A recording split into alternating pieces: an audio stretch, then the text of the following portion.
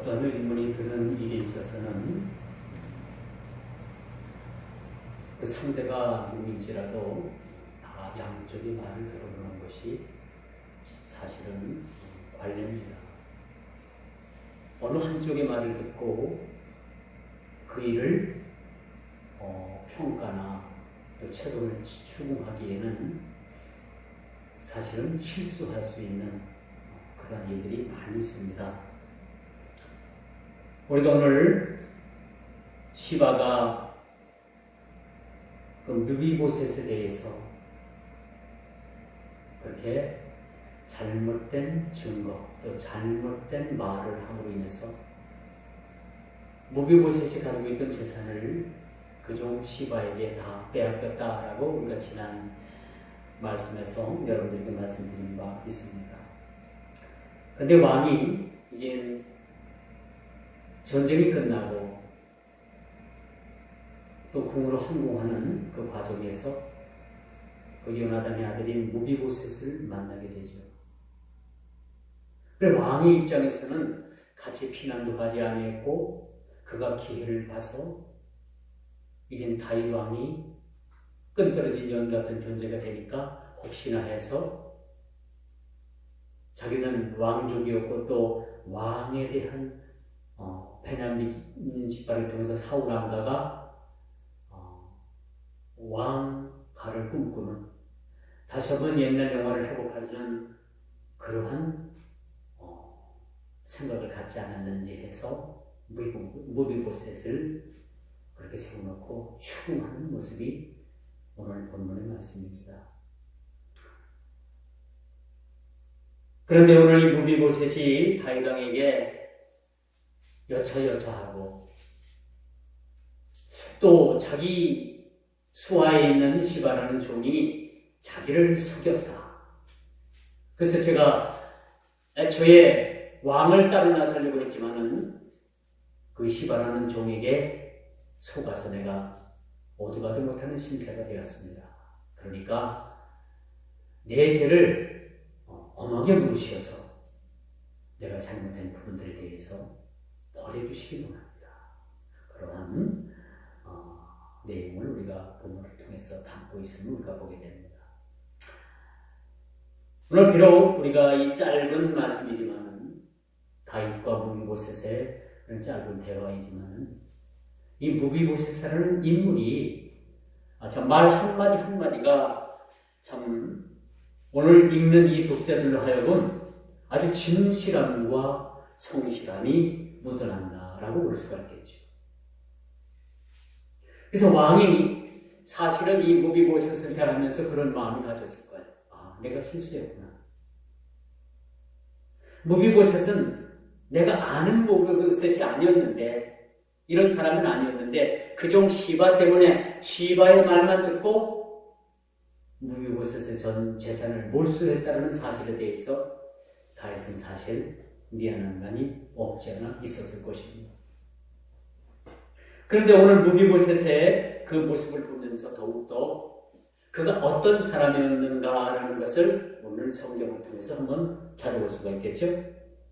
다윗이 이렇게 급하게 왕궁을 나가면서 이렇게 쫓겨가듯이 그렇게 피난길에 올랐을 때 그 후로부터 므비보셋은 다윗 왕이 다시 그 왕궁으로 환궁하는 날까지 그가 그 발을 단장하지 아니했다라고 성경은 그렇게 기록을 합니다. 소위 말해서 그가 몸을 단장하지 않은 거예요. 왜 그랬을까요? 자기 죽음은 쫓겨가서 그렇게 어려운 처지 생활을 하는데 이 므비보셋이 자기 몸 단장을 하는 것이 옳지 않다라는 생각을 가지게 된 거죠. 참 올바른 생각이라고 저는 생각을 합니다. 그렇죠? 우리가 하나님의 고난에 동참한다는 것은 우리의 십자가를 짊어지고서 주님을 따르는 일이라고 생각을 합니다. 그것이 하나님의 말씀이죠. 자기 십자가를 지고 나를 따르지 않는 자는 주님으로부터 아무런 상관이 없는 자라고 주님께서 그렇게 말씀하고 계십니다. 이것이 우리에게 개인 십자가입니다. 주님을 믿어서 늘 만사형통한 일만 있다라면 누구든지 다 예수를 믿겠죠. 어느 교회에 프랭카드 써놓은 것처럼 만사형통한 아니? 그렇게 만사형통한 일뿐만 아니라 우리가 우리 십자가를 지고 때로 우리가 고난과 때로는 우리가 이 땅에서의 삶에 수많은 어려움 속에서 눈물로 기도해야 될 그런 상황도 우리에게 여전히 주어졌다는 사실이죠. 이게 우리가 십자가를 지는 고난이라고 생각을 하게 되는 것이죠. 예수를 믿어서 모든 것이 다 좋은 일만 있다라면 세상에 예수 믿지 않는 사람들이 어디 있겠습니까? 다 믿습니다. 그렇죠? 오늘 본문의 말씀에 보니까 왕이 항구하는 날까지 그 발을 단장하지 아니했다. 이거 멈추지 않하지 않는 거예요. 옷도 빨아입지도 않았고 수염도 깎지 않았고 그야말로 노숙자와 같은 모습을 하고 있었던 거예요. 왕이라면 의아하게 생각했겠죠. 그런데도 불구하고 무비보셋은 이런 모습으로 왕 앞에 나아가게 되는 겁니다. 그리고 다시 황궁하기까지 마음으로 모습으로 그렇게 왕이 아무런 사고 없이 다시 황궁하기를 학수고대했던 사람이 바로 무비보셋이라는 사람이죠. 다윗 왕이 죽고 그 아들이 정권을 잡고 이제 야 세상 판도가 달라졌다. 정권이 달라졌다. 세상이 달라졌다고 생각하면 무비보셋은 적어도 자기 자신을 처신할 처세술을 가지고 있었을 거예요. 그런데 그는 다윗 왕이 이런 어려운 처지에 있었음을 자각하고 또 그가 다윗 왕을 도울 수는 없지만 마음이라도 모습에서 다윗 왕에 대한 안타까움을 그가 표현하고 있는데 발을 맵시를 내지 아니했고 옷을 빨지도 않았고 수염도 깎지도 않았고 그야말로 노숙자와 같은 모습으로 다윗을 기다렸다는 사실을 우리가 보게 됩니다. 그리고 왕은 왜 무비보셋을 향해서 왜 피난길에 함께 가지 않았느냐라고 의문을 그렇게 갖게 되죠. 혹시 네가 딴 마음을 먹고 있었던 건 아닌가? 너희가 왕족인데 사울 왕가의 그런 제도를 꿈꾸고 있었던 건 아닌가? 아니면 내 아들 압살롬이 반역을 해서 성을 차지하고 왕이 됐는데 내가 나를 버리고 내 아들 압살롬에게 동조해서 그에게 빌붙어서 한평생 살려고 했던 그런 마음은 갖지 않았느냐라고 다시 추궁하는 모습을 우리가 보게 됩니다. 그런데 무비보셋은 뜻밖의 왕에게 하는 말을 우리가 보게 됩니다. 뜻밖의 말이죠. 그것은 그 종놈이 시바라는 그 종놈이 자신을 속이고 왕께 자신을 모함했다는 거예요. 여기서 우리가 지난번에도 우리가 시바에 대한 인물에 대해서 우리가 참고해 봤습니다만 여기서 우리가 시바에 대한 이 행동에서 사탄의 전형적인 모습을 우리가 살펴보게 되는 거죠. 사탄의 전형적인 모습이 여러분 어떤 모습이라고 했습니까? 어떤 모습입니까? 속이고 죽이고 그렇죠? 사람을 이간질하고 싸우게 만들고 분열하게 만들고 이런 것들이 다 사탄이 주는 그런 계략이라는 것을 우리가 보게 되는 겁니다.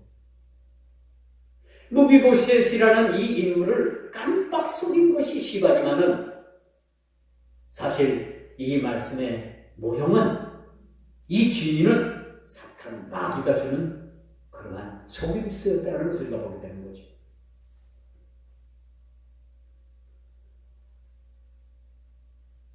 여러분이 첫사랑 아담과 하와도 이 사탄 마귀로부터 뱀의 간교함으로부터 깜빡 속았다는 사실을 우리가 보게 되는 거죠. 이 마귀의 특징은 여러분 사람을 속이는 아주 깜짝같이 속여요. 그래서 우리가 늘 영적으로 깨어있지 않고 영적인 안목을 우리가 파악하지 않으면 우리는 늘 당할 수밖에 없다는 사실도 우리가 보게 되는 것이죠. 이 시바의 가난한 형태는 에덴 동산에서 뱀의 간교함과 무엇이 다를 바가 있는가라는 것을 우리가 보게 되는 것입니다. 두 번째, 왕과 함께하지 못한 일에 대해서 왕의 뜻대로 처분해 달라라고 무비보셋은 그렇게 간청합니다. 다른 변명이 없었어요. 내가 주군을 따르지 못했고 내가 왕의 고난에 함께하지 못한 그 죄인에 대해서는 제가 달게 받겠습니다. 그러니까 왕의 뜻대로 나를 처분해 주옵소서 라는 거죠.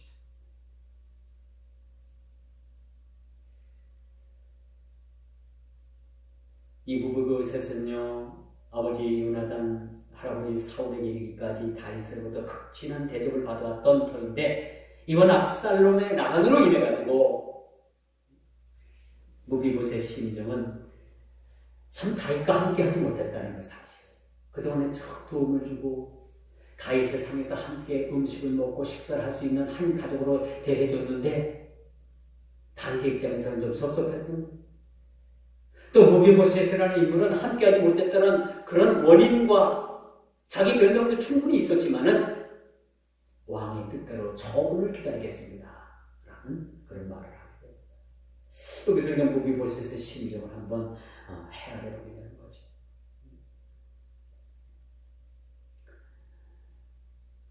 그리고 다윗 왕이 나에게 대해서 처분하는 대로 제가 처분을 받겠습니다. 오늘 뉴스에 보니까 그 이명박이라는 전 대통령이 그 보석 신청해서 나왔더라고요. 다른 사람들은 그 보석 신청했는데 다 기각이 돼서 못 나왔지. 근데 이분만은 나왔어. 내가 어떻게 생각합니까? 거기에 대해서. 우리는 정치는 잘 모르지만 참 요리조리 잘 빠져다닌다 그런 생각을 가지고 우리가 가증스러운 그런 동물 있잖아요. 그거만 같이 잘 빠져다닌다는 생각을 가지고 옵니다. 다른 사람들은 다 보석 신청했는데 다 기각이 됐어요. 그 대법원장을 하던 분도 기각이 됐고, 김기춘이라는 그분도 기각이 됐고, 다 못 나왔어요. 그런데 이분만 아주 되게 잘 빠져나올 것 같아요. 그래서 어쨌든 간에 죄는 법 앞에서 죄는 누구든지 다 평등하다. 죄 지은 대로 죄값을 받아야 된다고 생각을 하는데 이번에 보석 신청을 해가지고 집으로 빠져나오고 집으로 갔더라고요. 제가 방금 뉴스 보니까 그걸 보면 또 법이 너무나도 형평성을 잃지 않았나 그런 생각도 한번 해보고요. 오늘 이 본문을 보면은요, 무비보셋은 이런 고백을 해요. 왕께 아뢰기를 자신과 자신의 가문은 예전에 없어질 부질없는 가문이었는데 왕께서 지금까지 은혜를 베풀어 주셔서 제가 왕이 베푸시는 상에서 내가 음식을 먹고 다윗 왕, 그 왕께서는 나를 가족처럼 대해 주셨는데 제가 왕께서 기대하는 그 기대만큼의 그 기대치를 제가 그 기대치에 부응하는 삶을 살지 못했습니다. 그러니까 왕의 처분대로 나를 처분해달라라는 그런 바람이었던 거죠. 세 번째입니다. 무비보셋은요, 여러분, 여기서 우리가 잘 나타나는 것을 우리가 다 보면 마지막 절에 뭐라고 말씀을 하면요. 한번 읽어봅시다. 무비보셋이 왕께 아뢰되 내 주 왕께서 평안히 왕궁에 돌아오시게 되었으니 그로 그 전부를 차지하게 하옵소서 하니라. 이게 무슨 말씀이냐면 왕이 시바의 말만 듣고서 무비보셋의 전 재산을 다 뺐었습니다. 근데 이제 왕이 무비보셋에게 시바하고 잘 얘기를 해가지고 일부라도 좀 돌려받아 그렇게 얘기하니까 무비보셋이 뭐라고 말을 하면 나 이거 필요 없습니다. 그냥 그 사람에게 다 주세요. 그렇게 얘기합니다. 예, 이럴 수가 있습니까? 무비보셋을 처지한 무비보셋의 처지를 이해한 다윗은 강교하기가 짝이 없는 시바의 재산을 나눠 가질 것을 그렇게 말하죠. 부당하게 취한 재산을 시바로부터 모두 돌려받아야 됨에도 불구하고 같이 나누라라는 말은 이게 조금 어원상 그렇죠. 다윗이 시바에 대해서 어떤 미련을 가지고 있는지 모르지만은 전부 다시 빼앗아 그 재산을 환원시키기에도 불구하고 그냥 나눠 가지라라는 얘기를 하는 것을 우리가 보게 됩니다. 무비보셋으로 볼 때는 좀 소원한 말 같지만은 무비보셋은 전혀 소원한 말로 들리지 않았어요. 그리고 그가 마음을 비우죠. 살아가면서 그가 일평생 재산 따위는 그냥 있어도 감사, 없어도 감사. 뭐 또 그렇게 해가지고 시바에게 다 돌린 재산을 뭐 또 지금 와서 돌려받는다는 말인가. 이것도 모양새가 좋지 않았기 때문에 마지막 30절에 보니까 그냥 다 그 종의 시바에게 그냥 주세요. 그렇게 일을 처리하는 것을 우리가 보게 됩니다. 여기서 우리 무비보셋의 반응은 이 가진 재산에 대해서는 전혀 관심이 없어 보여요. 빼앗긴 재산에 대해서도 그렇게 억울해하지도 않았고 살면서 그것이 그에게는 문제가 되지 않았다는 거죠. 왕 앞에서 왕의 상에서 먹는 것만으로도 하고 그는 일평생을 감사한 마음으로 살겠다라는 마음을 다윗에게 그렇게 표현한 것을 우리가 보게 됩니다. 사실 이 재물 앞에서는 사람들이 마음이 많이 흔들립니다. 그렇지 않겠어요? 어느 날 한 젊은이가 예수님을 찾아와가지고 예수 선생님이 내가 무엇을 하여 영생을 얻으리까? 선한 선생님, 아니 나보고 어찌게 선하다 하느냐? 오직 선한 분은 하나님 한 분이신데 나보고 어찌게 선하다 하느냐? 내가 어떻게 하면 영생을 얻겠습니까? 이 젊은 청년에게 예수님께 질문하죠. 그런데 예수님께서는 이 십계명을 이야기합니다.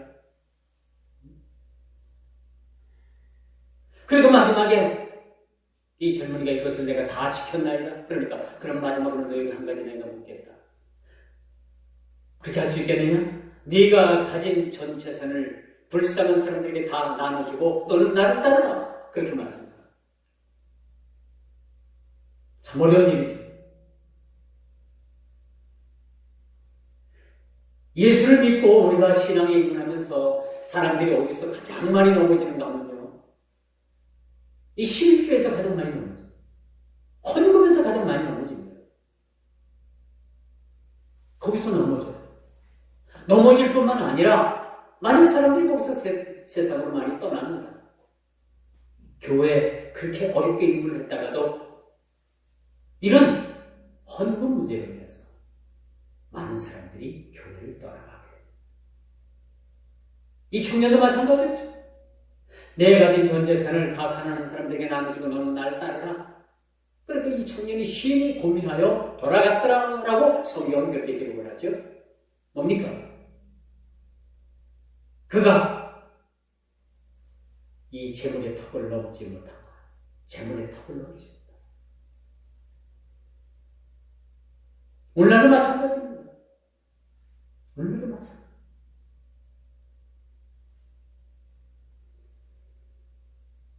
이것이 마가복음 10장 17절에 그렇게 기록이 되어 있습니다. 결국은 그 청년은 세상으로 돌아갔다. 심히 고민하는 것입니다. 그 재산 때문에 가지고 있는 그 소유 때문에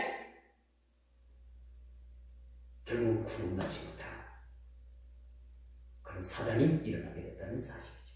제가 이 말씀의 결론을 냈습니다.